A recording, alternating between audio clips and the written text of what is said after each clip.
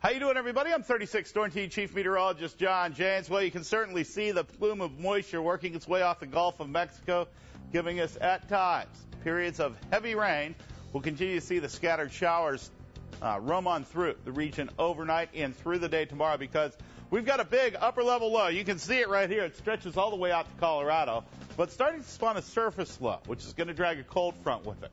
That will head our way as we head through the overnight and get in here tomorrow, dragging that cold front along with it. That will squeeze out the moisture. Look out for periods of heavy rain on your Saturday if you're heading for tailgating in the game. Ponchos required, that's for sure. And some of these storms could be fairly strong with hail, gusty winds, and again, just huge downpours. So here's the low, the surface low. It heads in our direction overnight. We'll moisten things up. The rains will become widespread tomorrow, very heavy at times. Here we are mid-afternoon, just after 3 o'clock in the afternoon, right in the heart of tailgate time.